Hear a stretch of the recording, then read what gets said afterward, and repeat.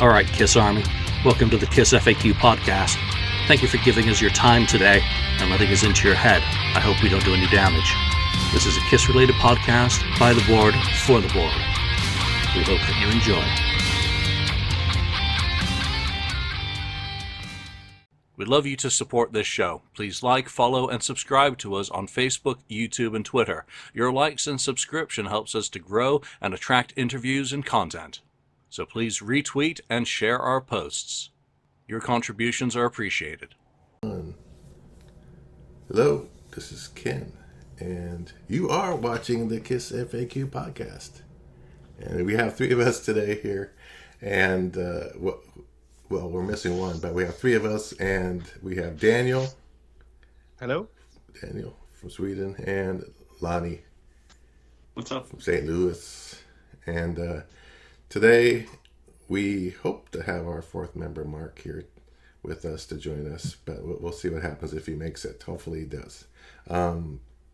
First of all, obviously Julian's not here. He's enjoying the Rockin' Pod. The Rockin' Pod, what do you call it? A festival or a convention? Rockin' Pod Expo in Nashville. Expo. It's an expo in Nashville, and I think he'll have a great time there, meeting a lot of, I'm guessing, people that watch this, and just general Kiss fans and rock and roll fans actually, who listen to other podcasts out there. So hopefully he has a great time. I'm sure he will, and I'm sure he'll bring back the news next week for us to let us know how it all went. So for today, before we get into our main topic today, we have, I think, comments from last week. And any of you guys, Lonnie or Daniel, have some? Yeah, Sander Berquins, or however you say it, he has written that KissFAQ shows are my weekly holy grails. Seriously. It has become my lifeline to Kiss world. A great example of different musical taste and opinions like in the real world. Julian is captain, and I admire his unstoppable passion. And then there are all those amazing books and song stories here on YouTube. Anyway, keep up these episodes, guys. And thanks to Daniel for bringing up the greatness of KissFAQ. Well, that's a pretty good comment from that guy. Wow. Thank you, Daniel. Yeah, thank you. We tip our hat to you, Sander Berquins, or however you say that name. Some more comments. Jason Leonard. His KissFAQ, he's always listening, it seems. He's written that, big supporter. My KissFAQ vinyl would be a double album. Just Ken shouting, Dubai!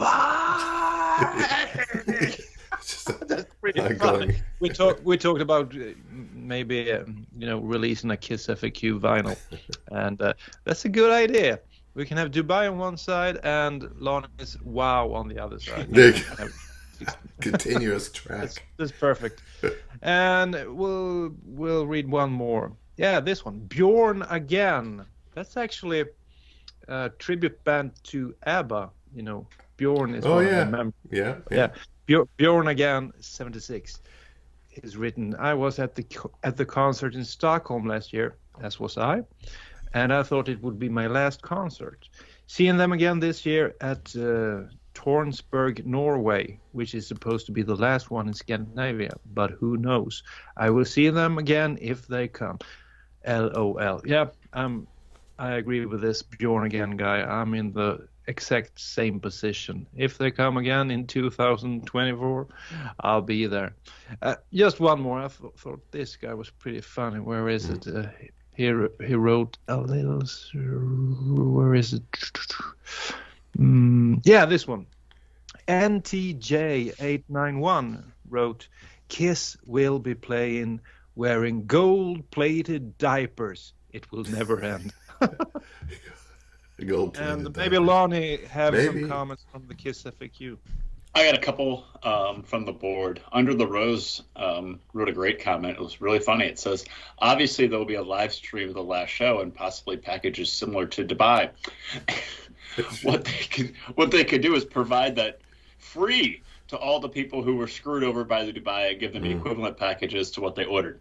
This is KISS, and nothing is free. That's right. True. Oh God. This is KISS, and we want your money. And another comment from Ro. I don't know how to say it.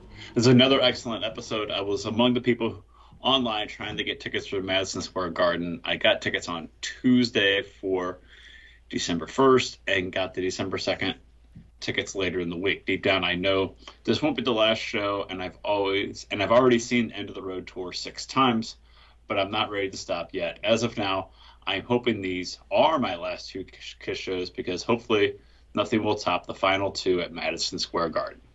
But this is KISS after all. So Right. I think that's an excellent point. I'm sure those nights at Madison Square Garden will be magical, and they'll be special for the people who are in attendance. I'm sure it's going to be like it's going to be like going to KISS church or something, almost going to those 2 nights at Madison Square Garden. It's going to be like a religious experience, but it is KISS. And if, this is the same band that was preaching to us to stay home, don't go anywhere in COVID. And then all of a sudden they get offered all this money to go to Dubai. Oh, guess what? We're going to Dubai. So I think that, we can say this is it, but if they get offered something if an offer they can't refuse, there will be more. Oh yeah. Hopefully they do something special for those last sure. 2 shows. I hope they do something special. Either bring somebody on stage, or they, add a few songs to the set list, something deep or whatever. I don't know. I just hope it's something different than their standard. I just hope it's something different than every other End of the Road show. Right. Okay. Different tape, maybe. To sing along. Oh my goodness. There you go. All right. So there's a couple of news items from last week. One was a Gene Simmons comment. I think it was in an interview. I don't know if it was online, like Livewire or something else somewhere, where they asked him about what he's going to do after KISS, that sort of thing. And he actually said that, about firing up the Gene Simmons band again.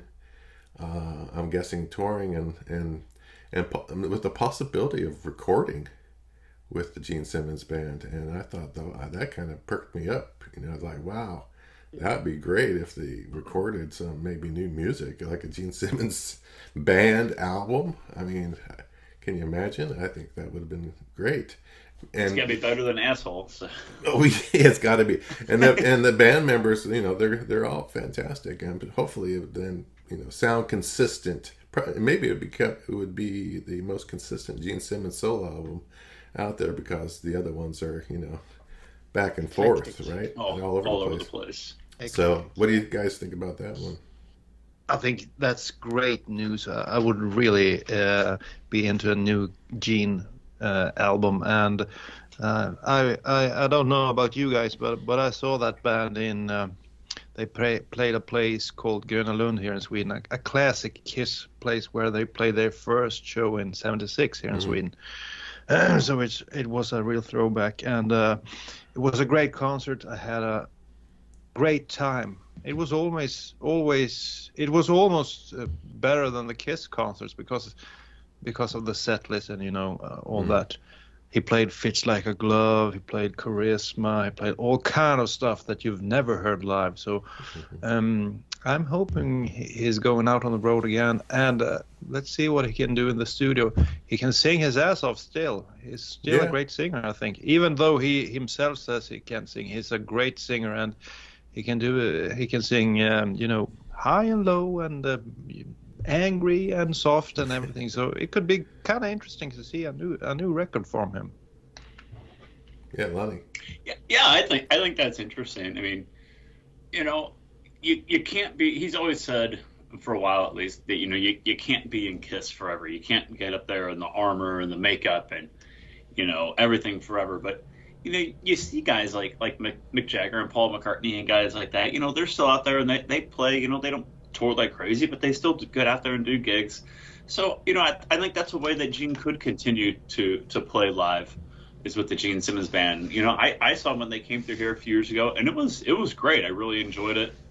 It was just, a great experience just to see Gene in a smaller type venue, and to see see some songs that Kiss never plays, having Gene playing. So I think that's a way that Gene could continue. And as far as an album goes, I think that'd be fun too, to see Gene without the restraints of Kiss, because when Gene writes a song for Kiss, it has to be in a certain vein, or with a certain type. We have certain expectations for Kiss songs, where we got a lot of samples of that on the vault. That Gene can write a lot of songs in a different type of style, in a different type of vein. So I think that'd be great. It'd be a way for him to continue being artistic, and a way for him to continue to express himself through playing live or doing a record. I think that could be something to look forward to. Yeah. And I also think at this point of time, I think a lot of artists would be up to writing stuff with him for his record. I think he could have a lot of cool co-writers on this album. That's interesting. And to me, some of Gene's best songs has always been written with co-writers. I mean, a lot of times, like War Machine, he had a cool riff, that da da da da da da, and then they brought in some other guys, and they could work around that riff and create a good song, or a great song. And all his work with Vinnie Vincent was great, like Unholy from Revenge. Mm-hmm. I don't think it would sound like that if he did it by himself. So I think it could be real interesting to see what kind of co-writers he would bring to this record, and it would be like a celebration of Gene Simmons' career. And I think a lot of guys would be honored to write some stuff for him. So I think it could be a real interesting record. Yeah, I think that's actually a good point, interesting point. Having some co-writers on certain songs would be interesting. Some known people that are would want to work with Gene, and I'm sure, like you said, a lot of people would probably go ahead and be happy to do that. So so hopefully it happens. We'll see what happens there. As for the other kind of blow up news item that happened, was there was the other podcast out there had a guest on there, engineer for I think it was that Electric Lady and other, but electric engineer that worked on a lot of people's or bands recordings, and worked with Eddie Kramer and so on. And he brought up during the interview that Bob Kulick had played on the Kiss Alive album. And we all know he played on, Alive 2, the side 4. Studio tracks. Yeah, studio tracks there. He did some other stuff, even, Killers, Unmasked, Mm-hmm. I think, Creatures of the Night. There's one song, right? I think he plays lead guitar on that. There's a track on that, and so on. So, but in all that, no one's ever heard this before, and to me, hearing that, I thought, okay, first of all, Bob was never shy to not toot his own horn about working for, doing stuff for Kiss and doing stuff that Ace couldn't do and that sort of stuff. And he never once mentions Alive. Never once. No. The other thing is, who is it? I think even actually Bruce Kulick denounced that comment about saying that Bob played on Alive. So that's his brother saying, no, that did not happen. He debunked it. But the guy pretty much on the show says, I was there. I know he was, there. But then this guy, the same guy in the interview, also said that Kiss was on Epic Records, and Peter Criss did not play on Kiss's first album. So, you gotta wonder. it was around 50 years ago. I'm not going to remember everything as it happened. I may think certain things 50 years ago happened a certain way, and it didn't, and that sort of thing. So, I mean, what are you guys' thoughts about this Bob Kulick? Do you believe he actually played on there, live? Lonnie? I don't, personally, because like you said, Ken, I think that we would have heard at least a rumble of it at some point over the last 50 years. I also think that as much as Gene and Paul love to downgrade Ace and Peter's importance to the band, we would have heard this at some point, whether it was 2000 on, like from the year 2000 since we started bashing them again, or sometime in the 80s when we'd love to take a jab at them whenever we got the opportunity. I also think that all of this just reminds me of social media, that I can say whatever I want. I can get on Twitter or I can get on Facebook or whatever, and I can say whatever I want. But without proof, it's just me talking. Right. And to me, that's what this is. And I know they're saying, well, and I know there's the rebuttal to this saying, well, were you there? How do you know he didn't play on it? Well, no, I wasn't there. But I can still say whatever I want. I mean, I can get out here. I can come up on here and say, you know what? My buddy down the street, well, he played on Sonic Boom because Tommy Thayer, he was absent. I can say whatever I want. Yeah. But without anything to back it up, it's just me running my mouth. Right. Yeah, absolutely. Daniel, what do you think? I don't think there's a whole lot to add to the story. I think Lonnie nailed it. It is social media. It is a guy with a bad memory. 50 years ago, it's hard to remember stuff. I wasn't even alive 50 years ago, so it's a long time ago. And it's just sad that this kind of story it's so obvious it's not correct, and still it gets a lot of attention. I think that's kind of sad. Yeah, got a people lot should of be traction. smarter than that, and they should just say, this guy's out of his mind. There's no way that happened. Peter Criss not playing on the first record. I mean, come on. Yeah, the majority, I think, of the board obviously believes that is not true. There's just too many factors. I don't think. I think Bob would have definitely mentioned it.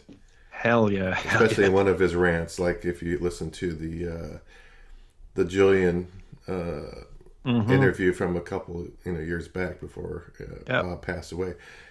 He was going on about all the things he did and stuff, but again, he never said anything about Alive. He mentioned Live 2 and Killers and so on, but I mean, you would think, Kiss is one of Kiss's biggest, most popular albums. You'd want to mention that you did something on that. I mean, I would. I'm going to take a little. If it was me, I would. Credit for this. Oh yeah. Yeah. I think it's funny that you mentioned that interview that Julian did with him. If you haven't listened to that one and you're watching this episode, you should go and listen to Julian interviewing Bob Kulick. Towards the end, he wasn't really there. He was a bit, he wasn't. I don't know. It seemed like it seemed like he wasn't in a good place. Something was kind of wrong with him. But Julian did a great job in that interview. I think it was a great interview. It was, and it's one of our most popular episodes. It's way over 10,000 views and listens. So go and watch that one. It's interesting. Yeah, it's a good one, definitely. All right, so without further ado, we're going to get into a topic that we have not ever done, I don't think, really on all of our episodes, and we're at the 459 now. We've never had this type of topic, though we have had cases where we would show off some stuff at the beginning of episodes, when we buy something new that's Kiss related and so on. But what we're going to talk about today are we're bringing in some vinyl, each of us, that we're going to go through them. We'll talk about them, and what's we're going to talk about the story behind, maybe you buying the vinyl, why you bought it, or why it means so much, to each of us, or just for the fact that it's cool looking or collectible or whatever. So we're going to look at vinyl today. That's the episode. It's a vinyl FAQ off. So here we go. I said it right, didn't I? It was Ken's idea. The episode, the name of the episode. Yeah. Okay. Yeah. Okay, I'll take credit for that. Yeah. All right, so let's get started. So who would like to start with their first? I think we all brought about 5 albums. Who would like to start? I can start, Go ahead, but I have to mention that I entered in the mid '80s in my Kiss fandom, and by that time, I bought cassettes. So my first albums were on cassettes, and then I updated to CDs. Right. And after listening to CDs, I didn't really care that much for vinyl. I was a bit, I don't know, too young, or it was a bit too late. Vinyl felt, obsolete almost. Sure. You had to go up there and turn the record over. It was hard to pick your favorite track. The CD, I just programmed it to skip the bad 80s Gene songs. Oh, when I listened to Just shout at Ken from out of yeah. When I listened to Animalize, I could listen to I've Had Enough Into the Fire and Heavens on Fire, and I could program it so I listened to them plenty of times, and then I maybe add Burn Bitch Burn, but I surely skipped some of the songs towards the end of the album. Those 2 last ones, didn't listen to them a whole lot. So you have to keep that in mind when I talk about my vinyl. I really wasn't into vinyl, even though I have to say that it looks great. I like the format, bigger, looks cool. But to me, it's always been about the music and how it's, I listen to cassettes on a small, what do you call it, radio or maybe a boombox or something. A boombox, exactly, a boombox. I'm not sure it sounded that great, but I still could hear that there were some great songs on that first Kiss album I bought. It didn't really matter that it was on a cassette and sounded kind of crappy. Sure. So at times I feel that guys that are really into vinyl are more into, sound or the looks or the technique or there's a really cool bass in this one if you turn up the knobs to the But to me, it's always been about the song. So I just have to say that off the bat that I'm really not a vinyl guy, but I do understand why people like it. So my first pick is kind of a symbol of something I really enjoyed in, I guess, the late 80s, early 90s. I like picture discs. And I know they don't sound good, but I thought it looked cool. Right. And there were plenty of picture discs. And you have to keep in mind, I entered in the mid-80s, so my Kiss was the non-makeup Kiss. So I looked for that kind of stuff. And I remember going to flea markets, flipping through vinyl, and at times finding a thing or two. And by this point, a whole lot of things has happened since 1985, 86. So I don't have a lot of it left, but I kept one at least. And it's really nothing special. I don't even remember what's on it. I think it's some kind of interview, but I kept it. Instead of selling it, I kept it because it symbolized my entry to Kiss fandom, and it was Animalize, and the Animalize tour. So I thought this one looked kind of cool, and I kept it for that reason.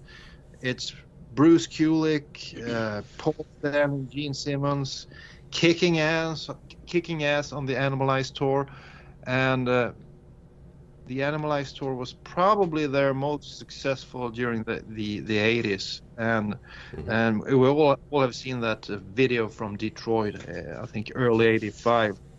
So I kept this one. Oh yeah, I think I it's have nothing that. I'm sure you have this one, but I think this picture looks kind of cool. You know, you have Paul there up front, and to me, Paul was always the main guy since I entered in the '80s.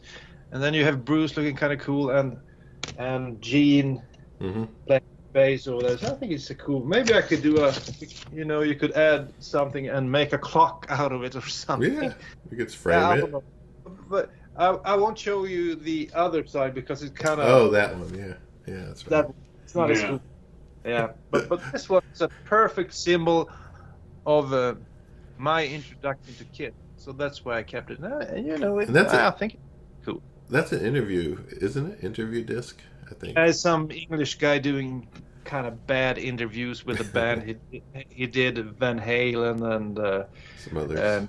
And like Guns N' Roses, all kinds of stuff. His name is Chris Ted. So the stuff on here is special, but I think it looks kind of cool. And to me, it's kind of special. Finding this when you're like, I don't know how old I was, but in my early teens. I mean, wow, that's my band. So I kept that one. So that's my first. Yeah, that's good. I think I got that around the same time you did, probably back in the '80s. I know I found that one.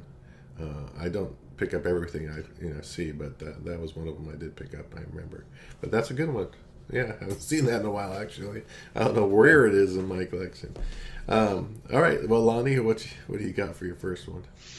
Well, Daniel and I are pretty close in the same age in that I grew up listening to cassettes, and then I got my first CD player.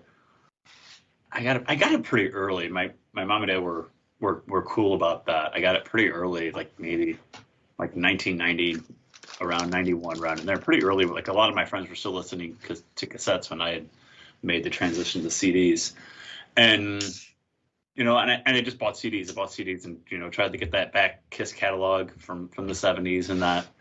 And by the time I hadn't even turned 16 yet, started driving, but there was this record store that opened up. They always go to Best Buy and buy CDs. That's where you bought CDs back in the day. But this record store opened up pretty close to my parents' house, close enough that I could ride my bike to it. I hadn't gotten my license yet. So I'd ride my bike up there. And just I saw it was called Missing Link. And I went in there and he had all this vinyl. And it was just like, wow. I remember, just flipping through it and looking at the 70s stuff and just all the Kiss stuff that he had, and it just blew me away. But I didn't buy the 70s stuff right away. The first vinyl that I bought was Kiss's new record at the time, which was You Won the Best, You Got the Best. Okay, yeah. 1996. Yeah. Which is pretty cool. There's not a whole lot of these out there. I mean, they're out there. It's more of a little bit of a rarer piece because they weren't printing a lot of vinyl at the time. Vinyl was pretty dead in 1996. Yeah. It was completely. It was nowhere near its resurgence. No. At all. So, being that I had just seen them on the reunion tour, and I see all the 70s stuff, and it was priced a little bit higher than the new Kiss record, but I had enough money for the new Kiss record. And I thought, well, that's pretty cool. I'm going to get that. I did have a way to play it, and I'm 16. I didn't care about keeping things in shrink wrap at the time. No. Yeah, open it. So, and it's pretty cool. It has that on the one side for people who hadn't seen it, and it has like that logo on the other side on the two discs. And that's about it. There's no real big frills with it or anything like that. It's not a gatefold. It's nothing crazy. It did come with the same little order slip that the CD came with. Mm-hmm. I mean, you can tell that this is even made for the CD. It's that tiny. It's that tiny inside the vinyl, But Lonnie, I didn't really understand. Why did you buy the vinyl and not the CD? I bought both. Okay, you bought both. Yes. Too bad it's such a Yeah. bad album. Yeah, it's such a bad album. But I thought, oh, I'll buy them. I bought the CD the day it came out. I went to Blockbuster Music and bought the CD it came out. The CD the day it came out because that came with that New York Groove little bonus disc track that you could get. Okay. But I bought this one being the new Kiss album.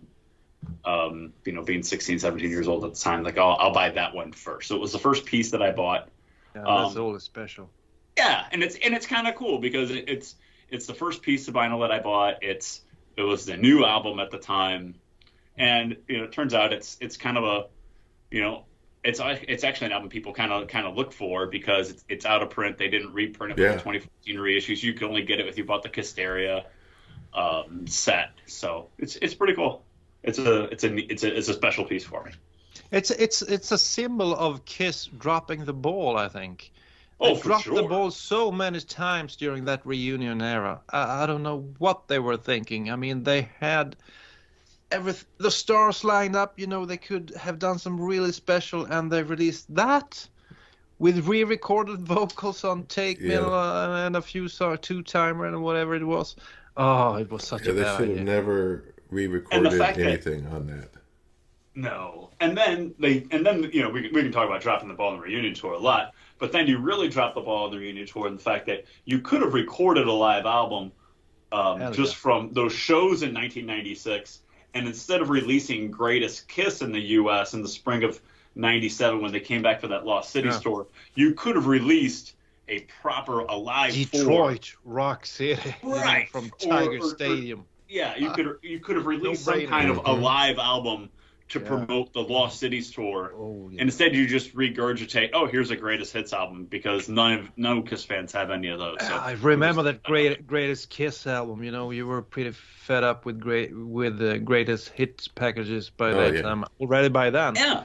But I remember friends who weren't Kiss fans buying the hell out of that album. It was huge here in Sweden. I think it went up all the way to number 5 in Sweden, Greatest Kiss. And I just told my friends, go and pick up double platinum, half the price, and a better album. And what's the best thing on that Greatest Kiss album?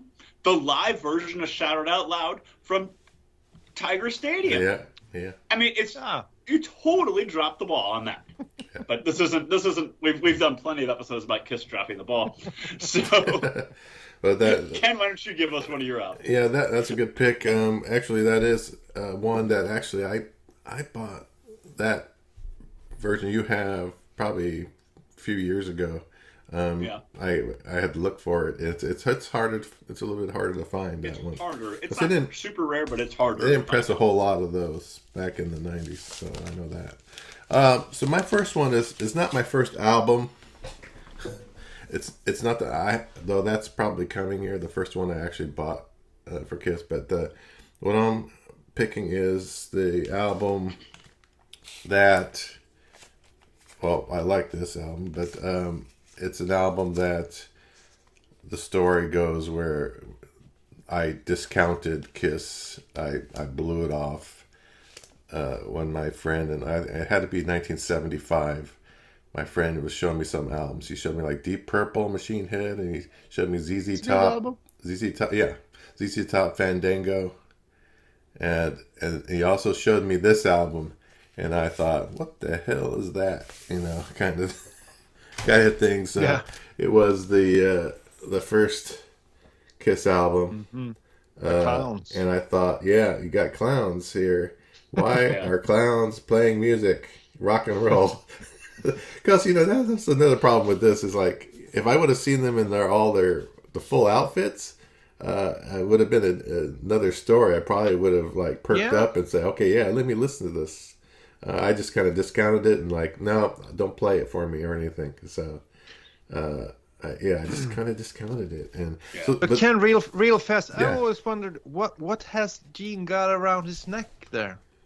It's like a scarf. It's like it looks like a silver scarf. It's absolutely terrible. Gene wearing a scarf. That's There you go. never happened.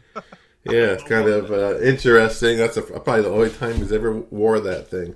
So this is a promotional copy that I got, probably when the vinyl craze started getting, and I started restocking my Kiss stuff because I had gotten rid of most of my Kiss vinyl. Unfortunately, I kept a few, but most of it was gone, and I was restocking it again when I started getting back into the vinyl thing again. So this is a to me, I enjoy this one just for the fact that it is a promo copy, and there's things differently, like the white label, promotional copy label, and it sounds great, and it doesn't have Kissin' Time on it because they didn't have Kissin' Time at the beginning. So, so that's one there. I could have been a fan maybe a couple of years earlier, but it did not happen. Wow. It didn't happen until a couple of years later. I just saw Lonnie wearing shorts. That reminds me, you people got a whole lot on another type of weather. Today, because it's a little cold there, today right? we got like 25 centimeters. Do you know how, centimeters? It's like this much of snow. Oh, wow. Yeah. So I'm not wearing shorts anytime soon. Yeah. So, my. maybe he's got good weather this weekend there in St. Louis. So, all right. Well, that was my first one. Yep. How about, I guess we'll go to yours since Lonnie has disappeared. So, in the background behind you, is that like your collection over there that you see below the Kiss Army? Over here, yeah. That's a lot of my behind there's those are all Kiss albums on the first couple levels there. Those are all Kiss vinyl. And then I have a couple, box sets and that sort of stuff.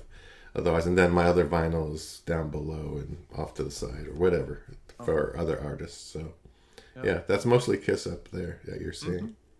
Yeah, but like Lonnie said, the first Kiss vinyl is always special to oneself, and the next one for me, it's not a special album. I think you can get it for like $5 if you want to, but since it's the first one I bought, when the band, I had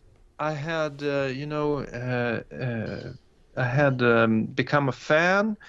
Yeah. I had listened to Animalize, Asylum, and now they released a new album. Mm-hmm. Crazy Nights was going to be released. Mm-hmm. So I remember getting this album, this one, and this is the actual copy. This is the one I was holding in my hands when I was a little boy, getting my hopes up. I had listened to Animalize and Asylum, and that was about it. I don't think I had listened to the Makeup Kiss. So that was my, I liked Heavens on Fire. I've had nothing to do with Fire, Tears Are Falling, King of the Mountain. I had a lot of songs that I really enjoyed. And then I went out and got the new Kiss album, much like Lonnie said. The new Kiss, it's always special. And this is not a special record, but to me, this is, the one I got when I think I was 11 or something, 12 maybe. Wow. I got this one. So, and I remember listening through this one. I still remember it vividly. Me and a friend, we sat down and put it on the turntable and listened to it from start to finish. And I remember the feeling of disappointment. Yeah. I gave it more spins, but it never matched what I felt when I heard Animalize or Asylum. Mm-hmm. Never. And to this day, it has never, matched those albums, unfortunately. But I think it's cool because it's the first brand new Kiss record I got.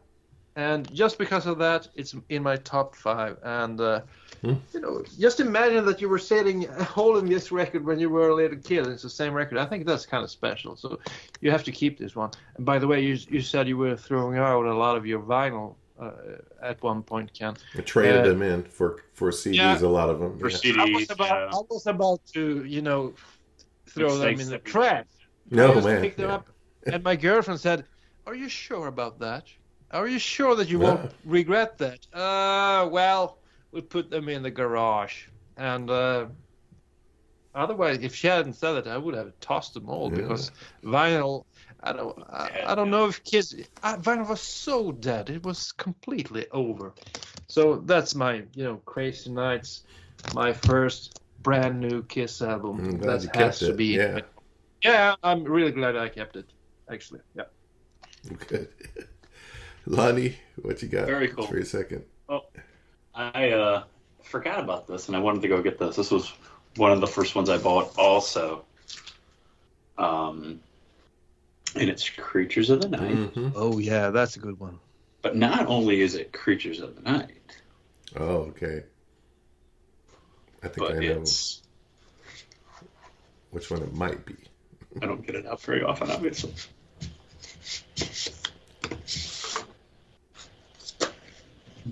This is around 96, 97. Yeah. But it's Glow in the Dark Oh yeah.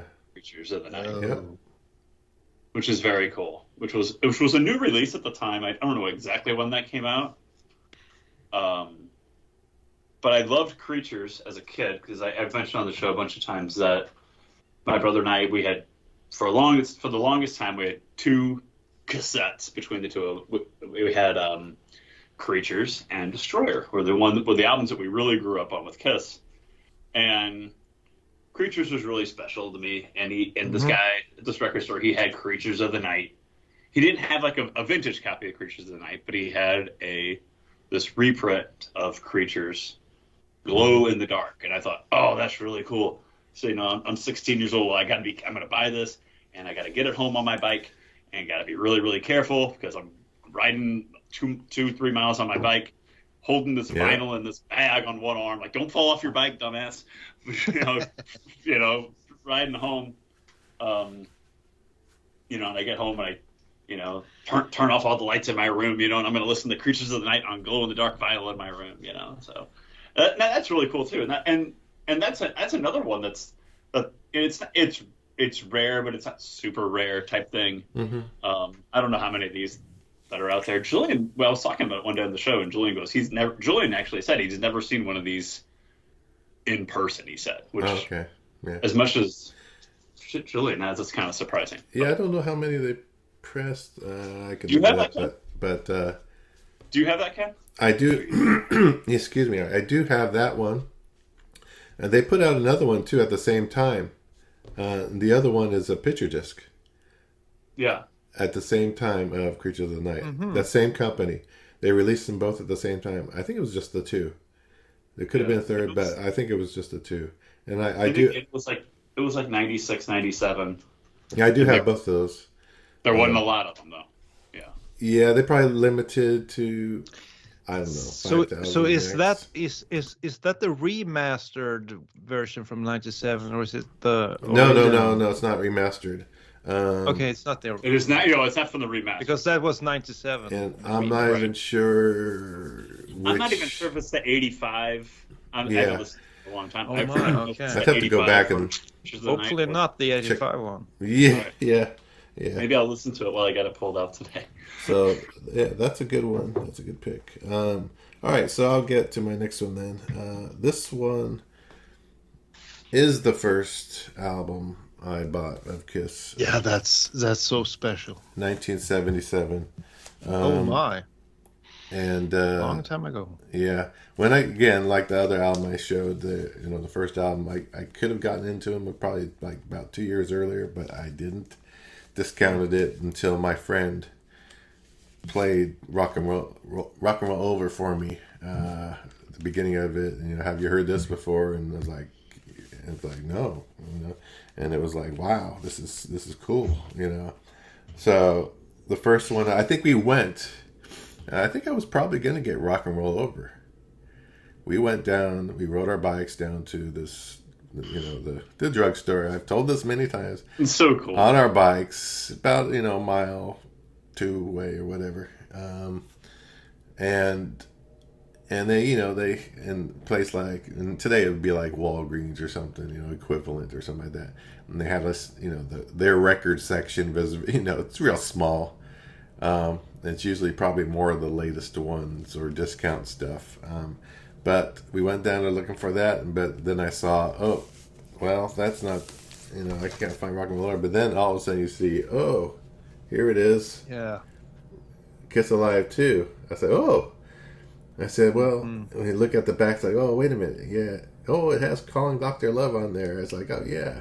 That's the song. I know that one. Yeah, it's like, I like that song. I know I like that song. And so ended up getting this one, writing back and playing it and so on. And this one, is this the one? Yeah, this is the one. You can see I used it because for some of the stuff, I even used the... Yeah, nice. That's cool. Even the original thing, Tattoos. and it's actually been used. I think That's good. The rose, one of them was, I can't remember, but one of the ones was a rose, right? On Paul's tattoo. And we actually put that on my friend's shoulder for when we dressed up like Kiss, like one of the years Halloween. after that. Yeah, for Halloween. And he was Paul Stanley, so I said, "Hey, you got to were put this Gene, on I us." guess. I was Gene, exactly. yeah. So it's still, otherwise it's still, it's in great. Actually, it pretty good shape. Lived a good life. We need to see the inside. That's the classic thing. Oh yeah, of course. And then when you got home and we opened it up, first of all, I showed my mom. I was like, Blew your mind. Yeah. check the Gene Simmons, this guy with blood on his face, and she was like, but she didn't care. She was, all like, yeah, whatever. Yeah. She was okay with it. That's like the best shot ever. I mean, you can't beat that one. The gatefold opening. You open that up, and you're just like, I can't It's imagine like, being there. it's like, oh man, this is what it's like. So you just think, all you can do is, you put on the record, imagine like seeing them on stage. It's like, man, that's got to be, and I didn't. Back then, you need to had some sort of imagination. You need to use your imagination a bit and think, because you didn't have these, videos. So that was all you got. Oh yeah, exactly. So I was excited when they did the Kiss anniversary recently and stuff like that. Just real quick, there's another. I have many copies of Alive and 2, but obviously, but this one is that misprint one. This is the one where they have, which the songs that weren't on the actual Take Me on there, and should have been on that. Hooligan, right? Is another one, and what's the other one on here? I can't remember. But at least those two, and so yeah. But am I the only one? Take Me is such a cool song. It's been, they've never really done anything with Take Me. I think it's such a cool song, such a cool riff. The lyrics are kind of hilarious as well. Yeah, but they never really did anything with it. And it was a staple in the set list in that time period. That Rock and Roll Over, Alive 2, Love Gun era. It was a staple in there. They always played it. And since the reunion tour, I mean, they've played it a handful of times. Oh, yeah. I mean, I don't know if it's much more than a handful of times that they've played it since 1996. And that's really a shame, because it's a good song. It's great live. I remember buying Rock and Roll Over the first time and listening to Take Me. Or actually, maybe the first time I heard Take Me was on the Kiss My Ass Home video even. I think that was probably the first time I ever heard it. It was before I even had Rock and Roll Over. No. And I thought, oh my 94. God, that's awesome. Yeah, you gotta go. Yeah. It made me go out and buy. Buy the old stuff. Start buying the old stuff. I remember getting some bootleg from the Foundation's forum in '93 when I was at my, Kiss. My Kiss fan was at its height, and it sounded awesome, at that Foundation's forum. Yeah. But that was the first and the last time I think they ever did it. The Eric Singer, Bruce Kulick lineup. Unfortunately, it was great. Yep, great stuff. So that's what's got me started, and then I started expanding with the rest of the stuff. So yeah, here you are. Yeah, here I am now with lots of records. How many Kiss records do you think you have, Ken? If you would, I never counted take them. One guess. But is it like 100 or 1,000? Is it 100 or 1,000 or 10,000? No, it's not too crazy. I don't know how much can fit in. I don't know, a couple hundred or so. Couple of hundred. I don't know. It could be more. I don't know. It might be more than that. I don't know, but something like that. Yeah. Yeah. All right, Daniel, get to your next one. Yeah. We'll see. My what you next got. one, it's all tied up to my memories and me becoming a Kiss fan. I talked about Animalize, Asylum, bringing me into Kiss, and then I got Crazy Nights, being a bit disappointed, and then I got a mixtape. Back then you did mixtapes, and you passed them along to your friends. So I got a mixtape from a friend, and I heard this song. There was some Deep Purple, was kind of cool. There was some Whitesnake, I thought was kind of cool. But then I heard this song called All Hell's Breaking Loose. And I thought it was fantastic. But I didn't know how to get a hold of it, or even which record it was on. Yeah. It's kind of you couldn't use Google All Hell's Breaking Loose. Okay, it's on Lick It Up. You didn't know. So how? And I guess I was 12 maybe. So I didn't know how to get a hold of this song and the record that it was on. So I had my mother call the record shop, the record store, and they had to read the titles of the back of all the Kiss album into a telephone. So this is, That's too this funny. is 80s. And finally, they went through a lot of albums. And finally, they said All Hell's Breaking Loose. And I said, that's the one. So, and then I ordered it, and it ended up in my mailbox. So, I'm all for the official albums. I like them. So this is the actual copy of the Lick It Up album that ended up in my mailbox, and All Hell's Breaking Loose was on it, and quite a few more good songs. I mean, this was this was something else than Crazy Nights. This was more similar to Animalize and Asylum, and I mean, maybe even better than those albums. To be true, In my opinion, yes. Yeah, I like this one a whole lot, and I have to say that, I mean, there's not a bad song. Maybe the one or two at the end. Dance all On in the your eighth face. day. Well, that's They're a not good bad. one. Anyway, we keep going over this. Side one is like Exciter, Not for the Innocent, Lick It Up, Jungle Racer, and Give Me More. I mean, what a great side one. Side two, All Hell's Breaking Loose. Yes. And then to one, It's Like a Glove. That's great. And the two at the end, I wish they had done some other songs there. Then it would have been a masterpiece. But still, really good album. And still, I was into non-makeup Kiss. That's pretty hard for kids today to understand.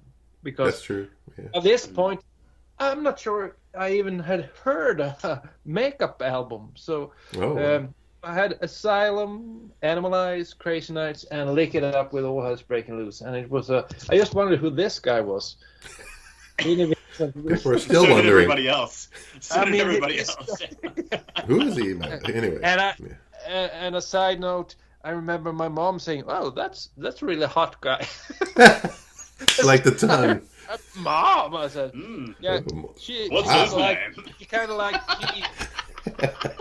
What Paul? I said Paul is supposed to be the good-looking guy. No, he's too short. She said. He's too short. I remember that. Oh, funny. That's a good one. Good one. That's a good one. Daniel. All right, Lonnie. What's So your next? we're talking about albums that are special and important to us. And I always mentioned about growing up having Destroyer and Creature. So I showed a Creature, so I have to show a Destroyer. Mm. And this is one of the first ones that I bought when I was a teenager. And it's the original pressing of Destroyer. And since then, I've gotten it signed by Gene, Paul, Ace, and Peter. Oh, good. So it's probably one of my favorite pieces that I have, signed by all four original members. And I watched all four of them sign it. It wasn't like I didn't buy it signed or give it to somebody to get signed for me, Gene and Paul signed it at a meet and greet that I did in Detroit back in 2010. Ace signed it. Ace did a signing in Indianapolis in 2011. And Peter signed it when I met Peter in 2012. But the Ace signature is a fun story. It's 2011 and Kiss wasn't. I mean, it was 2011, and I'd met Ace one time prior. I'd only met Ace one time. It was when my buddy Joe Odell's name gets name dropped on the show all the time. Joe Odell and I stalked him in the lobby of the Westin in St. Louis. We got him in the lobby, and he looked at us and he goes, one thing, and he signed something for Joe. He signed my leg, and he signed something for Joe's girlfriend and my girlfriend at the time, and that was it, and he was gone. But so I only had the one Ace autograph. I only met him the one time. I was like, I want to go to this in Indianapolis. Indianapolis is like a 4-hour drive, very doable. And I told my girlfriend at the time I was going to go do this. I go, do you want to go? And she's like, oh, no, so-and-so's getting married that day. I was like, and I go, okay. And she's like, you're really going to go to this? I'm like, yeah. I go, I'll be back. I'm going to go in the morning. I'm going to get Ace to sign a couple things. I'm going to come back, and I'll meet you at the reception. Fair enough? And she's like, all right, fine. So I told my dad I was doing this, and my dad goes, well, how about I go with you? That way you don't have to drive by yourself 4 hours there and 4 hours back. We can share the drive, and we'll go together. I was like, all right, that's cool. So we left really early, got up there, get in line for Ace. The line's huge. And it might be about, I don't know, 11 o'clock. Say it's 10 or maybe 11. And there's this guy walking around, and he goes, okay, Ace is running late. I mean, if you can believe that, he's going to be here about 1. And it's 11. And my dad looks at me and he goes, 1? I'm like, I don't know what to tell you, Dad. So Dad goes and finds a beer somewhere, brings us back a couple beers while we're waiting in line. And so Ace finally shows up. We finally get in there. He signs this for me and a couple other things. We get back in the car. We're on our way back. I'm like, all right. To get back, Dad's going to drop me off at my house. I'm going to meet my girlfriend at this wedding reception. So I get back in the car and I call her and I say, okay, we're on our way. And we're running late, obviously, because Ace was running late. And she's like, you're just on your way now? And I'm like, well, I'm sorry, but we are on our way, though. And she's like, I just don't understand this, driving 4 hours to meet some mediocre guitar player. And I said, hold on. Let's not say things we're going to regret.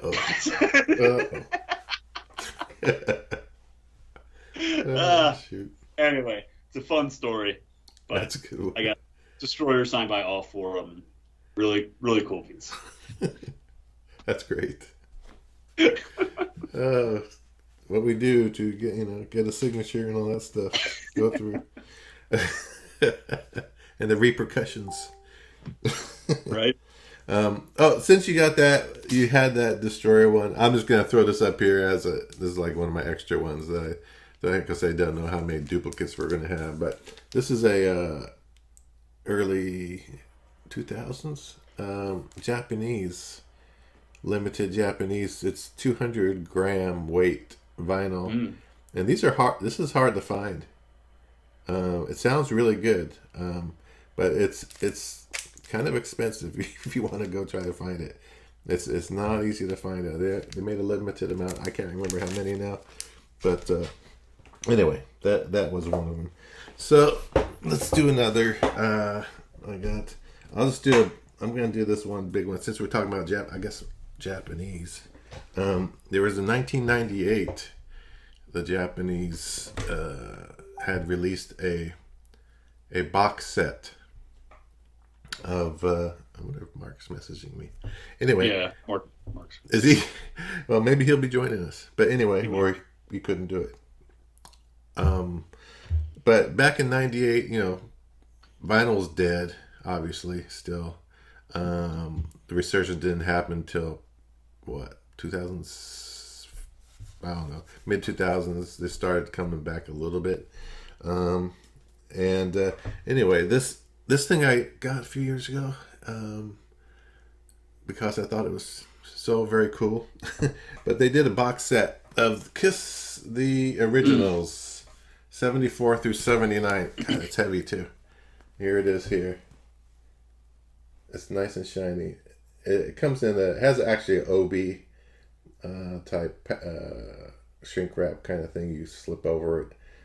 But yeah, like nice and shiny. What it is it's the albums Kiss through Dynasty. So it has Kiss, Hotter Than Hell, Dressed to Kill, Kiss Alive, Destroyer, Rock and Roll, Love Gun, Live 2, and Dynasty. And that's the back of it. But they pressed. That's really cool. I think what did I say? It's like 20. I think it's 2,500 pressed. And I can't hear you, Daniel, because you are. You're muted.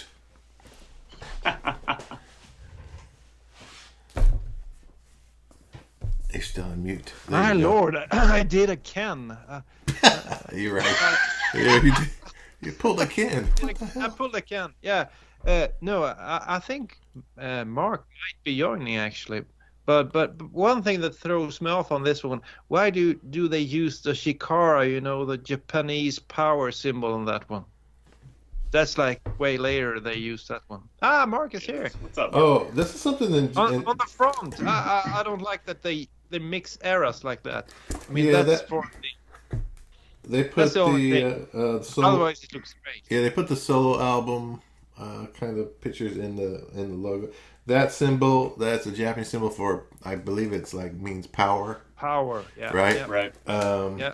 But But they didn't use that back in the 70s. Yeah. That's an 8. just as an example, real quick, came with this kind of, like the replication of the originals, the cards that came in there. Then this is like I think a sticker sheet Oh my. thing. Yeah. So if I want to put it on my The Shikara symbol is there as well. bumper of my car, right? Sticker, yeah. Which no, I'm not going to do. And a booklet here too, which is Oh, that's cool. has the lyrics, all the lyrics, Japanese, and it has some cool pictures in here. Yeah, check this one out. This is Oh, that's nice. Yeah, that's a good one. that's my. a real Scary. good. Here's another. Scary one. And Paul That's playing cool. behind his There's back. some. Good. Yeah, there's some cool pictures. And another kind of a Yeah, center. real cool pictures. Oh my. Yeah, so that's a good it's That's cool. it's nice. Most of the lyrics in that, and then just as a topper for it is all the albums came in a different color. It was like ahead of its time. You think about it, right? Yeah. Back in 1998. 98 that Yeah. came out? So this is the first, and this is the first. It's not cheap. If you can find one today, it's I didn't gone know. up. It's It's gone up quite a lot in price, but here's That a was a pretty good investment, I think. like a purplish. I'm curious, Ken. Does it say who did those records? Like, Who what? Oh no. Welcome, Mark. By the way, Anyway. what was the question? Who pressed? the like who did the mastering of it? Like, how does it sound? Well, it's Japanese. Are they worth? He's Because never I'm listened to one of those guys. I'm one of those guys who doesn't like to get these kind of expensive things because they usually sound like garbage. But I don't think these ones did. No, these right? were. It doesn't even say on this one. This is so close to the line. There's no even. Yeah, I can hardly even see. And I'm looking at here. I don't know who what the mastering is from. I'd have to look it up. But they Cool sound package. good. They sound Really good. cool package. But yeah, each album is in a different color, and I saw that and I was like, man, if I can find a decent price on that. Guys, which give me 1 second. Yeah, go ahead. Yeah. I'll be right back. Yeah. If I can find a good price on it, then I get it. And I actually found a good price by just me kind of continually digging through Hey, the internet. you guys, don't you think it's kind of funny? Mark, I think he's had a break in today. There's Yeah. been a lot of trouble, and then he jumps into the podcast, and he's wearing the Elder Julian. Odyssey Julian T-shirt. That's yeah. like, yeah, cool man. Okay. All right, so that's kind of I like, that's a cool thing, kind of like the Hysteria box. Can I was just a cool interrupt you thing. for a second? Yeah, go ahead. So So what's going on here? Like, should I go grab a couple of records or what? Do that. Oh, I thought you were aware of it all. Yeah, grab a couple of your. Well, I don't know how far along you guys are. How long you guys been on? I mean, you could be near done. I don't know. We can Well, go let's as see far here. as we want. Mark, Julian isn't here, so we Yeah, can. Julie isn't the here putting boss. the break in the We second. can go for hours. The boss is Go away. Get your 5 favorite Kiss It's albums. been running Okay. for an hour. We're right at an hour and 4 Yeah, minutes. we're but way we had over we had the already. news and other We're way and over comments an hour. before we even Yeah, started. yeah. All right. So Bring give a me couple like, albums. We're give me going like for 5 2 minutes. hours. Okay, give me Yeah. 5 minutes. I'll go grab my records. Okay. All right. Perfect. So we'll continue then with the next one Yeah. for you guys. And I doubled up. Like I said, I had some creature stuff too. That since Lonnie pulled out, but I was pulling out the. You know what? I'll just do it to get it out of the way. Guess I had backups just to. I showed some of this before too. And again, here's another Japanese creatures. Release, but this is the stuff where that, and I'll let Daniel go next.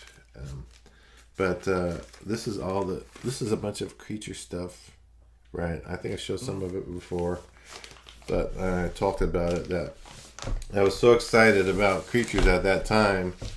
I was like, and I walked into this import record store. And they had imports, and all these releases were When from. when was this happening? Was this This around was like when- 19. It had to be 1982, 83. Okay, when you had seen the shows and It's stuff probably like that. 83. I'm gonna guess, Yeah. right? And so this one, of course, this is the what do they call it? The Creature of the Night Double Groove A Side Rock and Roll Night Oh, yeah. Live. So if you put on the drop the needle, it's either gonna play Rock and Roll All Night or Creatures of the Night, Yeah, depending I how you talked drop the about groove. And the backside is the etched signatures, and it has that center label, that cool picture. That's cool. And then I bought all these at the same time. I was in the store, I was like, whoa, all this creature stuff. And I was like, Yeah, okay. I gotta get all. And I got, the single Killer, Time. I Love It Loud on one side, and I was made for, actually, I was made for loving you. Is that the tongue that you can move? Or? Oh, that's this one here. This is the single. Yeah, That's the Oh one. yeah. yeah. This is the I Love It Loud. Yeah, With the elder picture, unfortunately. Yeah. yeah, exactly. That's really What's funny bad. about this one says this. Yeah, but why use that picture? I mean, Yeah, I know. Yeah. This one here. What's interesting about the backside says on side one you got Killer and I Love It Loud, but it says the dark side. Dark side. And the other side says the bright side. And what they put on here is I was made for loving you. yeah, that's kind of bright. Yeah. And it says from Killers on that one. Interesting, right? So that was that. Crazy. This is one of the first, and then Oh, that's That's got cool. that there too. This is Picture an disc. early picture disc. That's nice looking. This is one of those ones. But they from- used the pink from the Killers there. But I guess it ties into the creatures as well. They had extra ink I had to get rid of. Exactly. Yes. So that's that one, and then the one more single. This is another 12-inch single, Oh, that's Creature of the Night, and it has Creature of the Night and War Machine on side one, and Rock and Roll All Night live version of Rock and Roll All Night on the B side. Is that the Alive version of Rock and Roll Night? Yep, live. I think it is a live version. Oh wait, I'm pretty sure it is. Gotta Yeah, be. it should be. I would imagine. It has to be. I haven't listened to that in quite a while. So, but those are, since you had the Creatures one, I just thought I'd bring those things out. That was an exciting time when Kiss was back. Hell And- yeah, I guess. That's cool. It was really exciting to hear them doing well. Unfortunately, people didn't understand how good they were. Yeah, unfortunately. But Okay, Lonnie, or no, Or Daniel. Sorry, Daniel's Daniel. up. Daniel, it's my turn. next one. The next one. I mentioned that I was really into non-makeup Kiss, and then I visited an old cousin, a cousin. He was maybe 5-6 years older than me, and by this time I think he had moved on from Kiss. I vividly remember he and his pals talking about Judas Priest being the coolest band name ever. I remember that Judas discussion. Priest. I didn't really get it because I didn't really know who Judas was, but I got a hang of it later on, Yeah. you know. But it stuck in my mind somehow, that discussion, because I thought it was kind of cool. And then he said, "Dan, come, I hear you like Kiss." Yeah, I love Kiss. And then he took me upstairs and we went into his house, and he said, "Do you want a Kiss record?" Hell yeah. And then he gave me this one. This is the actual copy. Oh, Rock and Roll Over. I'd never seen it before. And he said, well, you can have... This cousin was like sort of an idol to me. I thought it was really cool and hip and everything. And then he gave me this one. So, of course, That's a good one. I went home and listened to it. And this was... I guess this was my introduction to original Kiss. Mm-hmm. And it was quite the introduction. So I liked... And we talked about it earlier during the episode. Take Me was the first one that stuck. Mm-hmm. You know, I thought that was a real cool song. And it still is probably one of my favorites of the album. You know, there's a lot of good songs. I Want You and Call Him Dr. Love and some others. But I think Take Me might still be my favorite song off of this album.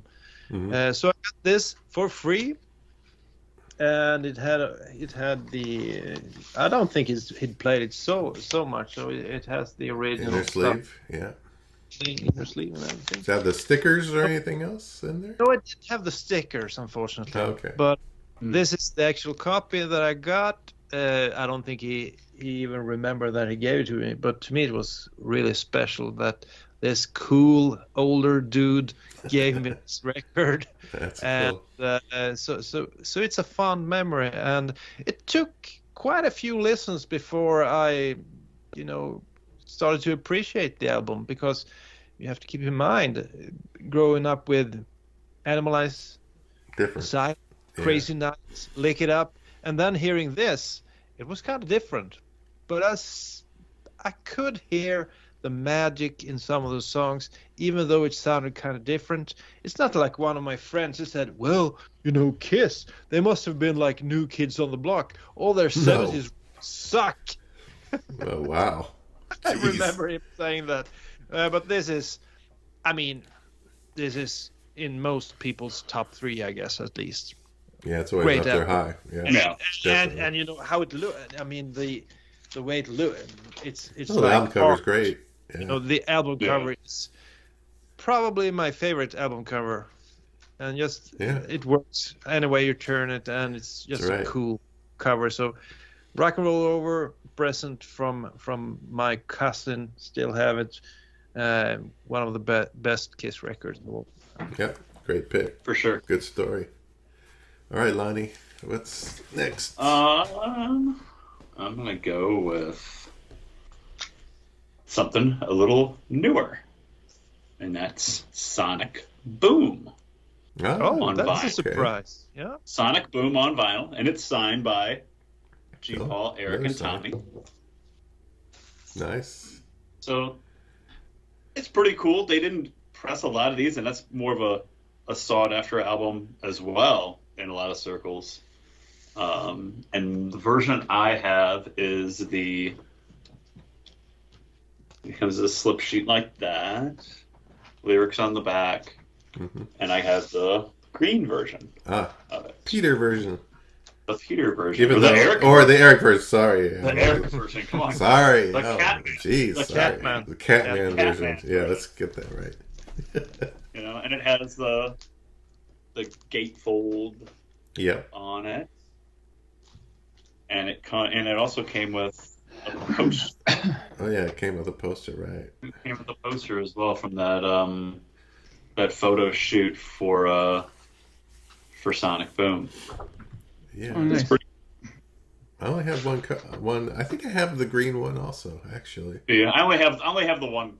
I only have the version one, of it. and it was before I got into vinyl, and so back into vinyl. So I did not buy any until later on, and now Yeah. they're going for they're way gone. too much. They just cost way too much. I'm hoping But that they they'll put out. Yeah, they recently bought back the rights to it, though, it seems like. Yeah, So, so hopefully we'll see some maybe releases again. maybe in 2024 we might get a like a 15th anniversary of Sonic Boom That'd on be vinyl or smart. something like that. Yeah. That'd be a smart way to handle it anyway. So, pretty cool though. I got it signed by them again at the same meet and greet that I was talking about earlier in Detroit in 2010.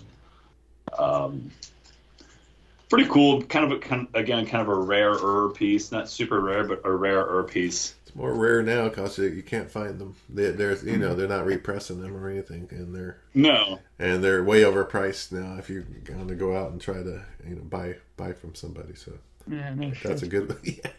Way Yeah. overpriced, and it's signed by all of them. too. But that's very cool. Yeah, It's kind of a cool piece. Yeah, you could sell it for good. All right, Mark. Now Yes. you've dug through your Kiss collection. Yes, I have my one. What do you have? What do you have for us? So how many do I need to show? Like how far behind am I? We've all shown about what, 3? I've shown 4 now. 4. Sorry. Okay, so I can go through them relatively quickly Yeah, to yeah. catch up. So Yeah, go ahead. okay, so the first one I'm going to show is pretty important to me. I mean, some of these are not really rare as much as they are very important to me for certain reasons. As you guys all know, my favorite Kiss album is Rock and Roll Over, right? Mm-hmm. And so when I got back into collecting Kiss stuff, one of the things I wanted to get right away was Japanese pressings of records. Oh, okay. Yeah. Right? Mm-hmm. And one of the records that I was hunting down and finally got a decent copy of, a really nice one, in fact, is this one here. Mm-hmm. Okay, with the nice Obi. So Obi. I think it's the touring one because there's a little extra bit of shit in there. I think I could be wrong, but the funny thing about please. the funny thing though about this copy of it though is I bought it off a guy online. Okay. Yeah.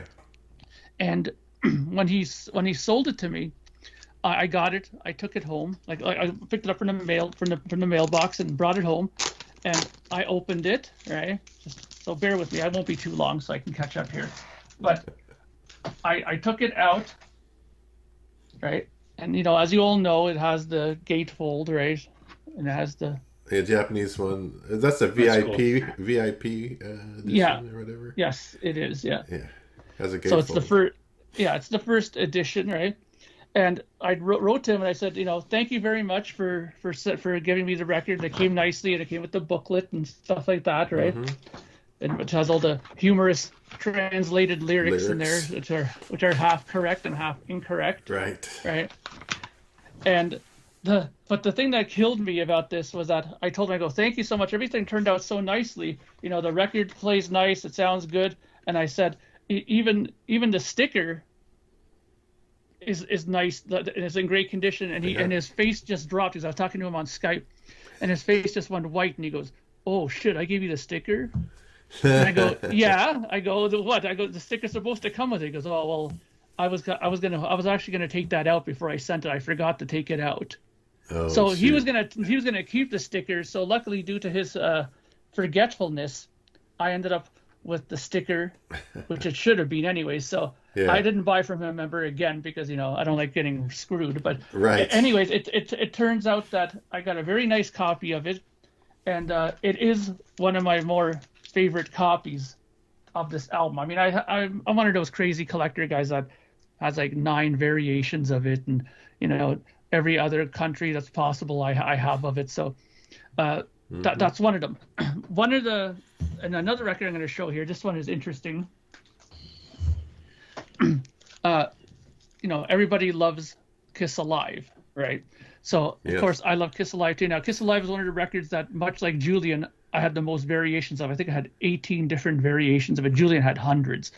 But when Julian started parting with his albums, I contacted him and I did my research, and when I found out he had this one, I asked him if I could buy it off him, and he said, yeah, great, no problem. And he gave me a really good deal on it. This is the Venezuelan copy, okay, of Kiss Alive. Now, you're going to think to yourself, Venezuelan probably sounds like, it sounds like garbage, and, the sound of it is all shit, right? Mm-hmm. Because look, why do you hate Venezuela? Because South American albums are never known to be in the greatest condition. Okay, I mean that's not just me saying that. That's a known fact, right? Now, so it's just like all the other ones, pretty much has the same insides and everything, right? Yeah. Julian kept relatively good care of it, right? It didn't have it. Good on Julian. Yeah.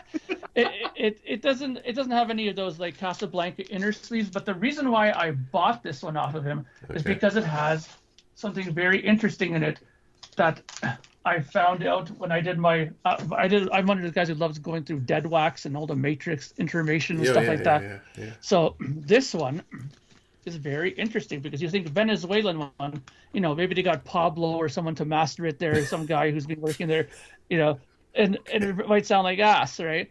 But this copy here, I'll have to show you this. It has the middle era center ring, like the 76, the Camel 76 era one, right? And if you look in the dead wax on side A, okay, side A, it has AZ with a flower, which means that's Alan Zentz, mastered side A. Okay, when you flip the side of this and you look, it has master disc RL on it. So side 2, Robert Ludwig did it, and if you look at the other side of the other records, side 3 and side 4 are also Robert Ludwig cut. So this is almost like an American plating version that was pressed in Venezuela, right? So they sent over the plates they pressed them over there. So you end up with a really great sounding record for something that probably cost me half as much as it would have been if it was like a US first. You know what I mean?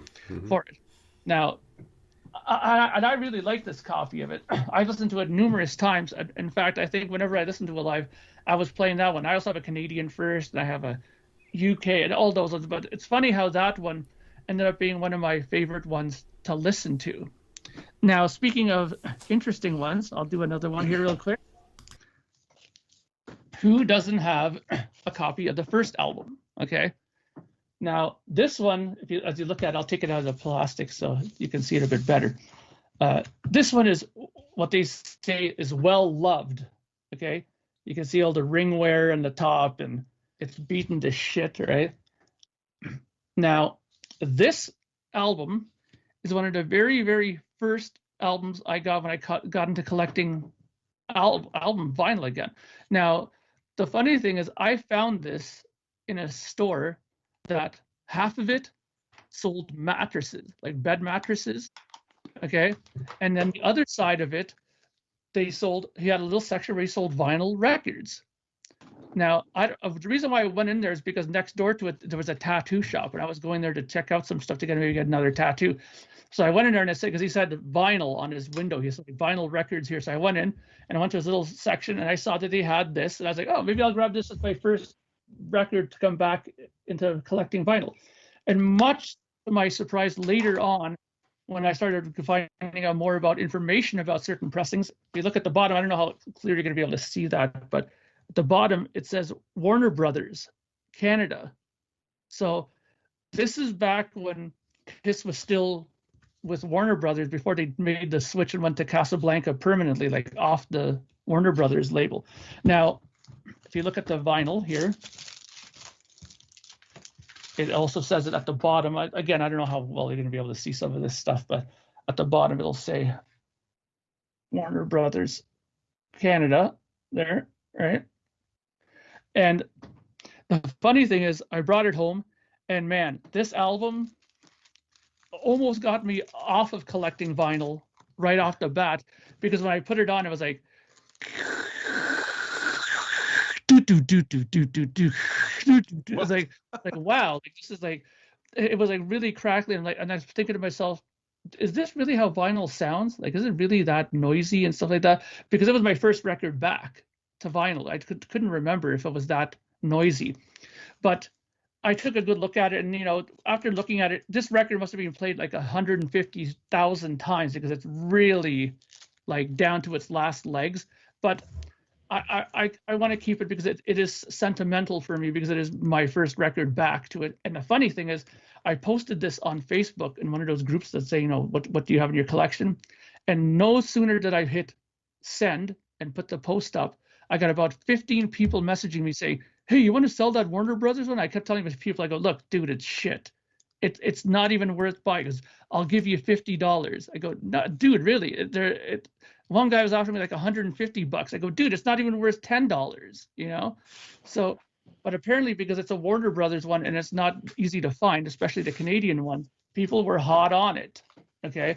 So, but in case you're watching and you're trying to message me for it, I'm not selling it. Okay.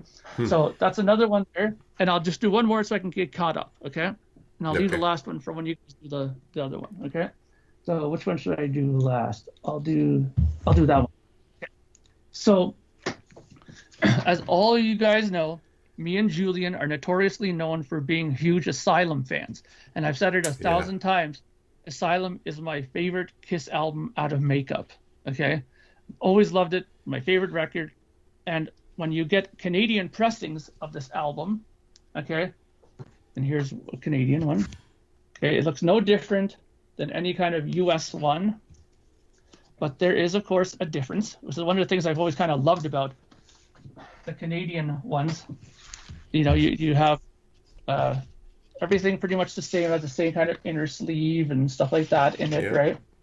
But the center labels on these were different than the US ones, I'm pretty sure, because there was a big commentary on it, was how the Canadians had this kind of labeling to it. Now, this is not the reason why I'm showing, this is not the record I'm planning to show. This is just an example of it, because much to my surprise and much to collectors' surprises, about 2 or 3 years into collecting vinyl, there was a big brouhaha on the Canadian Kiss vinyl collector's site about this album. And I was, I got in on it, like talking to them, saying, what the hell are you guys getting all excited about? Well, there was one guy in Edmonton who went through a record store. They shut the door for him, let him go, and just himself, and he went through the whole back catalog of stuff that they had in the store in the back, went through every single Kiss album that they had, because he was on the hunt for a specific Kiss Asylum pressing. Okay. And I ended up finding that I had this one in my collection. Now, it's not anything totally mind-blowing. It's the same kind of album, stuff like that, same inner sleeves and all that stuff. In fact, I have it in the same inner sleeve here. But what they were searching for was this. There was a variant, and not a very large number of them was pressed like this. Oh, okay. Like a darker label. Center label, okay, with the white text. Because if you get a Canadian one, 9 times out of 10 you're gonna get the white with the light blue. This one is a not easy to find variation of Kiss Asylum. And the minute I found out that I had this, I was like, wow. I showed them on the site. I go, hey, I actually had this. And I remember when I went to the store to buy it at the time, the guy, he had no clue in the record store. He was like, yeah, just give me $8. Okay. So I was like, okay. So I gave him the $8, and I was out the door. And, now if you try to get it, it's considerably more than $8, especially because of that variant, right? Interesting. But they sound good. I'm not sure. I don't think there's anything of real interest on the dead wax and the thing. Oh yeah, okay. It's the SRM. SRM is the pressing place in Quebec that does these ones. If you have an SRM in the dead wax and it's Canadian, it's good. The guy who does the SRM plating he's like the Robert Ludwig of Canada. He's whenever you see a picture of him, he always has like these dark shades on. He tries to look uber cool, but he does really good cuttings and pressings of these records. So if you have an SRM in the dead wax of a Canadian pressing, you got a really, really, really good record on your hands. So I'll leave the last one till after you guys go through your fifth. Okay. That was cool. Thank you, Mark. Good. But you dropped a bomb there. You said you did some tattoos. I've never seen any of your tattoos. Do you have any Kiss tattoos? I don't have a Kiss tattoo. I have like the Project Gemini one. Aha. Okay. Project Gemini. Yeah. This one here. What's that? That's the logo of my old band. Reckon was Okay. one. Okay. And I have this tattoo here. I have to get closer. Guitars. Is it a guitar? Yeah. Yeah. Flying V looks like. And It's a flying V, German flag. German, and a Slovak flag. Yeah, Slovak. wow. Huh. Yeah. So that's your heritage, sort of. Yeah, it's just, flying my family flags, as they say. Yeah. Cool. That's kind of cool. Nice. Yes. Nobody knew I had tattoos. I thought. I didn't know. Oh, I know Lonnie's got a lot of tattoos, but I yes, didn't he know has you. many. Yeah. All signatures. Or do you have any non-signature ones? Or I don't have any non-Kiss tattoos. They're all okay. Kiss tattoos. But that's cool. Yeah. Yeah. All right. So who are we at now? Is it Daniel? Or Yeah, I think I can start the final round. And I've been talking about becoming a Kiss fan, getting the non-makeup albums, Asylum, Animalize, and so on. And then I got Rock and Roll Over from my cousin.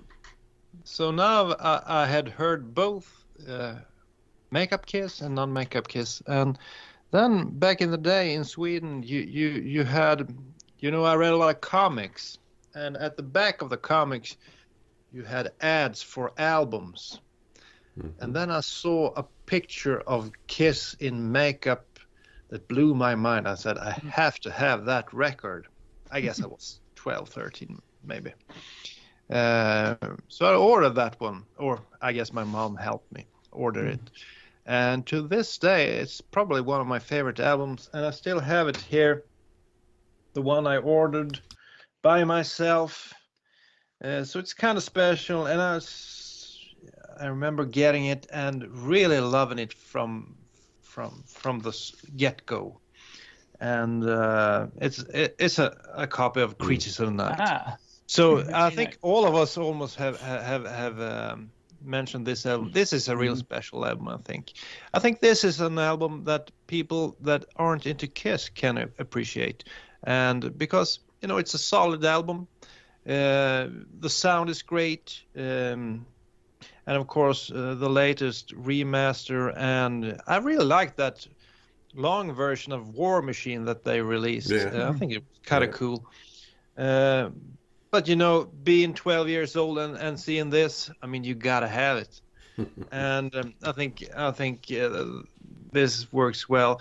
The reissue from '85 didn't stand a. It didn't look that good, but I understand why they did it. They wanted to give more attention to this great album that they did. And when I speak to friends nowadays that aren't into Kiss, if I want them to mention a Kiss album that they like, they always say Creatures of the Night. Plenty of friends. So I guess it's an album that can,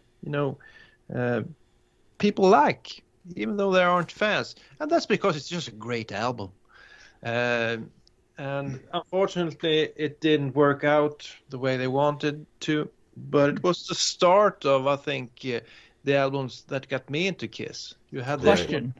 Yeah. I have a question for you. Yeah. So you ordered this from that magazine. Is this a Swedish pressing or is this another country pressing? I think most of the albums, we can have a look. I think most of the albums that we got in Sweden was pressed in either West Germany, it doesn't really exist anymore, or Holland. Let's see. Should say there. Netherlands. Yeah. There you go. Netherlands, So it's in Nice. Netherlands, made in Holland and the Netherlands. Because there are Sweden pressed albums. I have a Sweden pressing of Dynasty, so I was wondering if that was a Sweden pressing of. No, so most of the time it was West Germany or the Netherlands. So this is just a great kick-ass album to this day. And all you guys out there that have heard the Creatures box set, this is one of their best albums. I love it. Everything from the cover to the sound, to the attitude, to the songs. I mean, what a masterpiece. Yeah. Yep. One of Gene's best bass guitar sounds on record for sure. Yeah. Yeah. True. All right. Good one. Lonnie, what's your last one? All right. My last one. Ken showed Alive 2 earlier, so I don't know how we can have a vinyl episode without talking about Alive. Yay. Is Bob on that? No. It's signed by Ace Frehley, so that might be a little controversial. Bob Kulick didn't sign it? Oh. Okay, all right. I didn't. It's signed by Jaden Ace.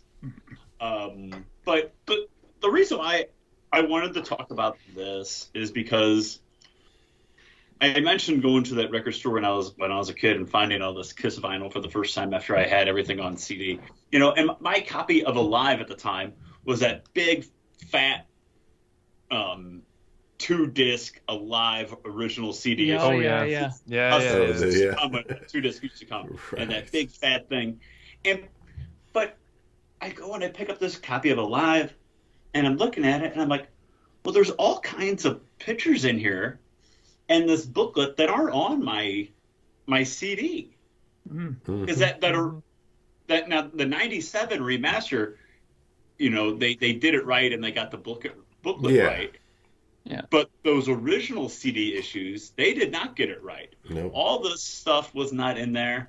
And like Ken showed the Alive 2 earlier, they didn't have the evolution of Kiss in that original CD issue of Alive 2. It didn't have all this stuff. I don't even think that original CD had like the notes or anything like that in there. I don't believe so, because I remember going home and looking at this and reading. I really think I read these for like the first time when I bought the vinyl of Kiss Alive. And it was like rediscovering the album for the first time all over again, getting that vinyl copy of it and seeing these bigger pictures and seeing, this is really what the band looked like in 1974, 75. And just seeing them like the hungry Kiss, from those first 3 albums. Yeah. And obviously the sound of Alive on vinyl, listening to it as a 17 kid, just blows your mind. Yeah. So super cool. Just great album. That might be a stupid question to ask, but that's a US one, right? Yes, Mark, it's a US one. But Lonnie, Is it a Robert Ludwig? It's nothing really special. It's just US Kiss Alive. And it's Blue Label, I'm assuming. But I can look at it here. Let's see if he has Master Disc in the Dead Wax. So, I don't think it says. It doesn't say Warner Brothers on it either, Mark. But it's in good shape. AZ or RL in there? RL in there? It'll say there'll be like a stamp of it says Master Disc. You guys are way more into this than I am. It's hard to see. Yeah. I don't even know where to look. I don't know where to look on here. In the Dead Wax, that little black area before the label, like that little blackened The ring run out around groove area. Yeah. But Lonnie, It's hard to see it. when you heard Kiss Alive for the first time, I mean, all those songs sounded so much better than on the records that were released previously. Which ones did stand out to you? I remember really liking Firehouse the first time I heard Kiss Alive. I thought, what the heck is this kind of? And then I went back to the studio and think, is this the same song? Yeah. Did you have any Faster. standouts? She really stood out to me listening to it. It still stands out to me when I listen. She on Alive is fantastic. Yeah. And hearing that Ace Frehley solo, looking at the pictures, laying in my childhood bedroom, just looking at the back with Cobo Hall, and hearing that, it just made you appreciate it on an even larger scale type level. Because like I was saying, like the '97 remasters hadn't come out yet, and it sounded fine on that old fat CD. But it didn't sound nearly as good as it did on the vinyl or what it did in those '97 remasters. Yeah, it's interesting. Sorry. Go ahead. No, I was just going to say that when you asked that question, Daniel, about what stood out, the very first time I put on Alive, I had gotten a copy for Christmas from my sister, and I put it on, and when I got to side 3, and we got to 100,000 years, I'll never forget. I just heard that do-do-dum, like, okay, what the hell's going on here? Yeah. Do. And I kept thinking to myself, well, that's a pretty lame bass solo. Like I was thinking, what the hell is that? And do. But years later, I would go to the Kiss conventions. I buy the Cobo Hall VHS tape, put it on, and realize that do is part of the blood spitting part. So then it all made sense to me why he kept it so simplistic. Because when you're a kid and you just hear that and you don't know that he's doing that, you're like, well, that's nothing. Why doesn't he just play some more notes? But then you realize that he's doing this whole blood spitting thing.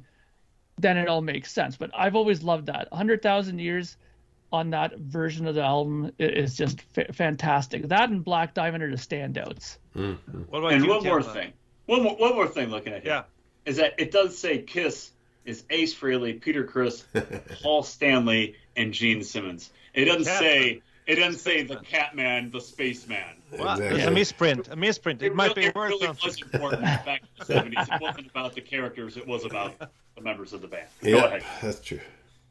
What about you, Ken? Kiss Alive, standouts. Yeah, I mean, I'm with you guys. Definitely Black Diamond for me was always, a big deal. But I agree with 100,000 Years was cool. Cold Gin, the story before, the rap before Cold Gin, and Paul's talking about tequila. Some of you like orange juice, vodka, orange juice. Vodka and orange juice. Yeah, it's kind of, it's just kind of a cool thing, fun. Makes you feel like you're part of the, seeing the concert yourself. You kind of imagine it. It's like, wow, this is, if I was there, that'd be so cool, So, but yeah, it's all real good. That obviously that album was totally, everything was great about it. It's funny when they do that whole somebody out here has like tequila and he does that. Yeah, exactly. I thought to myself, I go, that's kind of wrong, isn't it? Like that's not Mexican. But then I thought to myself that he's not going to be able to do like a mariachi band thing on stage, right? So obviously you have to do something, right? Right. All right. So who's next? Okay, we got Daniel. We had Lonnie. Is it me or? It's either me or you. You or Mark? I'll go real quick. We'll let him Mark. All right. So this. All right. This is no particular reason, but just because it's kind of more on the. Oh, I got 3 of these here. Whatever. So recently, we know the 45th anniversary of the albums, certain albums, and this one is the Dressed to Kill. Very cool. The COVID, I call it the COVID Dressed to Kill album because they stopped the pressings during it, and there's supposedly only 300 of these that were pressed. This is it here. It is a red vinyl. I did open it. It's kind of special because he's like, oh wow, I was lucky enough to get one of the rare ones, and actually this one too is records are meant to be open. A great translucent red is really it's really nice one. Nice. But so that's that, and Just to Kill was kind of an album that I picked up later on. Well, not later on, but it wasn't one of the first ones I bought. I know it had Rock and Roll Night on it and that sort of thing. But some of the other ones I got when I was collecting again is the one that has the a hype sticker on it. This one here. You sent me one of those. Did I send you? Yeah, I did. I probably did. Yeah, I had a couple of these. And this one has it says contains the hit single Rock and Roll Night and Come On and Love Me, and then Ladies in the Waiting. So it's just kind of one of those things. You don't find too many of those. Excuse me. And speaking of red vinyl, this is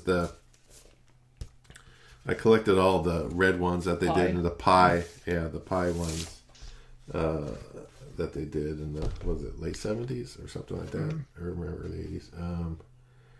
On Pie Records, they produced a bunch of red albums and a number of the early albums, and I collected all of those. I was able to collect all those. I think it's up to Alive 2. I think you're right. Yeah, and Alive 2. Actually, that's where I got the the import store, I talked about the import store. I did get the Red Pie Alive there, which was, it's like, I think I had the first album when they were out in the store, believe it or not. It's just crazy. But I collected all those, but the big thing that I collected is, and it's not all here, but I would get the promo. I get the promos of each of those albums. I have a promo of every album up to. Oh really? Up to almost just before I think Hot in the Shade. I don't know if there's a promo Revenge or if I have a promo. There might be a gold stamp, but I don't think there's like an actual like on the label. Yeah. But the one that's hardest to find for me, hardest to find for a promo label was Hotter Than Hell. That was hard to find. That was a tough one, but it got the first, second, third for definitely all the 70s and 80s stuff. I have promo label, except the Elder did not really have one. They had Cut Corner, which they think it might be a promo, whatever. But that's about it. Everything else is kind of cool. That's kind of what I focused on for getting into my collection. But anyway, nice. All right, so Mark, what is your last one? All right, so when I started getting back into collecting again, I discovered a record store that's about 20 minutes drive from my house. And I went there like once a week to look for things. And I started going twice a week, and I was like going like 3 times a week to the store. Wow. And I was finding all kinds of stuff, and my collection ballooned from like having like 50 records to like 800 within a year's time. Wow. Like I had a problem at one point. Like I was having, my mailman was coming like at least 4 times a week dropping off records. Yeah, I was getting stuff. So my collection was like large quickly. Okay. And I mean, let's put it this way. When I ran into a little bit, well, not a problem, but when I got hit with a huge property tax bill here, I literally had to sell some of my Kiss stuff to pay off this bill. I must have got rid of about almost $2,000 worth of Kiss albums, but I still have over 160 Kiss records still. So that's got to tell you, I had a hell of a lot of records in my collection to still have that many left. Now, the last one I'm going to show is nothing really uber special in terms of what it is, but it's very special to me for one reason. This record, which is Dynasty, okay, this is a U.S. first pressing of Kiss Dynasty. Now, we all know that the U.S. first pressings are usually the ones that people want to get, because of the running theory that if you buy a band's album, if you buy it from the country of origin what the band is from, those are usually the best sounding pressed albums that there are, right? So for Kiss, they're a U.S. band, so U.S. pressings should be the best sounding ones. Now, this album was given to me by the guy who runs that store. I came in one day, it was my birthday, June 9th. I walked in and Mark, he called me up, he goes, "Hey Mark," and it was him and his wife run the store. They call me over to the cash desk and they go, "Mark, happy birthday. Me and I forget her name, I think it was Cheryl. We got you something for your birthday." And they handed me this Kiss album. And I go, "Oh, thanks, man."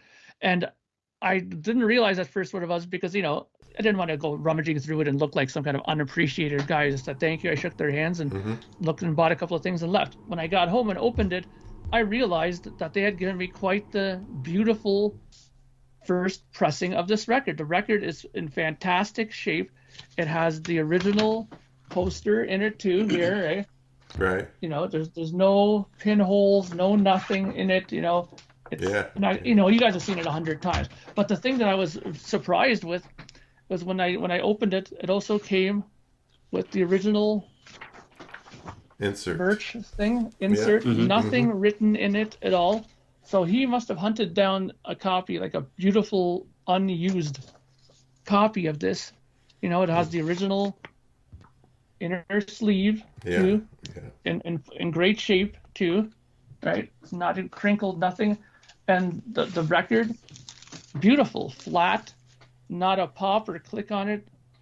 So I've always kept this copy close to my heart because, to have a guy who owns a record store remember your birthday, number one, Right. and then actually turn around and give you a record that's, of worth. It is a sterling one. I just looked at it here. Yeah, it's a sterling cut one. So it's a Robert Ludwig. I don't know too many stores now